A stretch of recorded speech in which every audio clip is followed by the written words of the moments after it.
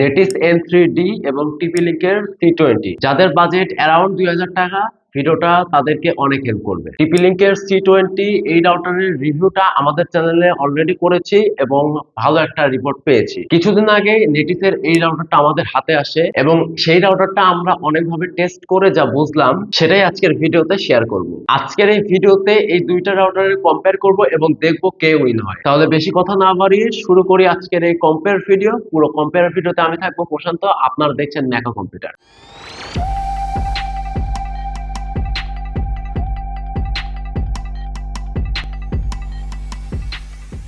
প্রথমে দুইটা রাউটারের box content হিসাবে কি কি রয়েছে সেটা নিয়ে আলোচনা করি। প্রথমত TP-Link-এর C20 এই রাউটার নিয়ে কথা বলি। এখানে একটা 9 ভোল্টের অ্যাডাপ্টার পেয়ে যাবেন, RJ45 প্যাচ কর্ড 1 মিটার পাবেন, আর সাথে রয়েছে মেন রাউটারটা এবং একটা ইউজার গাইড ম্যানুয়াল। অন্যদিকে নেটিসের N3D এই রাউটারের ক্ষেত্রে 12 ভোল্টের অ্যাডাপ্টার পাবেন এবং এখানে RJ45 প্যাচ কর্ড পাবেন যেটা 1 মিটার থাকবে এবং মেন রাউটারটা আর সেই রিপোর্ট কার্ড একটা ইউজার গাইড ম্যানুয়াল। এবার কথা বলি কানেক্টিভিটি নিয়ে। C20 এর বেলায় একটা WPS বাটন, একটা ওয়াইফাই বাটন, একটা রিসেট বাটন, একটা পাওয়ার অন অফ বাটন, একটা ওয়ান পোর্ট এবং 4টা ল্যান পোর্ট এবং সবগুলো ল্যান পোর্ট গুলোই 10/100। সিকিউরিটির ক্ষেত্রে একটা 2000 টাকা দামের যে রাউটার গুলোতে সিকিউরিটি গুলো দেওয়া থাকে এই রাউটারের সেম সিকিউরিটি গুলো আপনারা পেয়ে যাবেন। এটার অপারেটিং সিস্টেম গুলোতে রয়েছে উইন্ডোজ 7, 8, 10, ভিস্তা, লিনাক্স এবং অ্যান্ড্রয়েড, iOS এবং ম্যাক সবগুলোতে এটা সাপোর্ট করে এবং এই রাউটারের 3টা অ্যান্টেনায় 5 dB করে। এবার আসি নেটিসের N3D এর বেলায়। একটা WPS বাটন,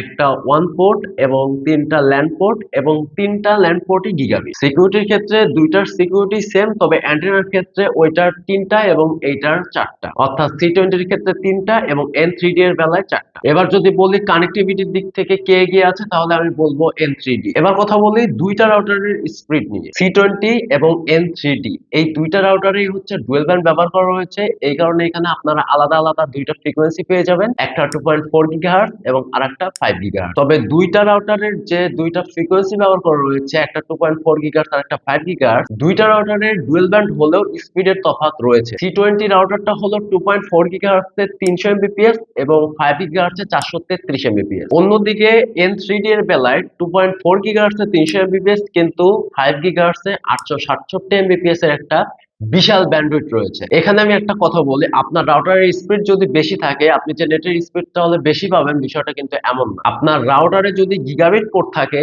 এবং আপনার লাইনটা যদি গিগাবিট পোর্ট থেকে আসে তাহলে আপনার স্পিডটা ভালো পেতে পারেন এবং তখন যদি আপনি 5 GHz এ নেট চালান এবং আপনার রাউটারের স্পিড যদি ভালো থাকে সেক্ষেত্রে অবশ্যই আপনি স্পিডটা ভালো পাবেন। একটু সহজ করে দেই, আপনার রাউটারে যদি গিগাবিট পোর্ট থাকে সেই গিগাবিট পোর্টের সাথে এবং আপনার লাইনের সাথে যেন গিগাবিট পোর্টে কানেক্ট থাকে। এই কানেকশন যেন আপনারা অন্য কোনো কানেকশন মনে করেন, এটা হলো গিগাবিট এবং আপনার রাউটারের কানেকশন। এবং এরপরে আপনার রাউটারের যত স্পিড বেশি হবে আপনি নেটের স্পিডও ঠিক তত বেশি পাবেন। আর আপনারা যদি আপনার নেটের স্পিড কিভাবে বাড়াতে হয়, কি দেখে আপনারা মূলত আইএসপি নির্বাচন করবেন, এগুলো যদি ডিটেলসে জানতে চান তাহলে এই ভিডিওটা দেখে আসতে পারেন। তো স্পিডের দিক থেকে নেটিসের N3D এই রাউটারটা এগিয়ে রয়েছে। এবার আসি এই দুইটা রাউটারের হার্ডওয়্যার পার্টে। দুইটা রাউটারের বিল্ড কোয়ালিটি হচ্ছে প্লাস্টিক বিল্ড, তবে চালুনো প্লাস্টিক না, এটা একটা হেভি প্লাস্টিক। এবার যদি আমি ডিজাইনের কথা বলতে, ডিজাইনের ক্ষেত্রে আমার C20 ডিজাইনটা একটু ভালো লেগেছে। এবার আসি রেঞ্জ ডিসটেন্স নিয়ে। দুইটা রাউটারের যদি রেঞ্জ নিয়ে কথা বলি, রেঞ্জে তেমন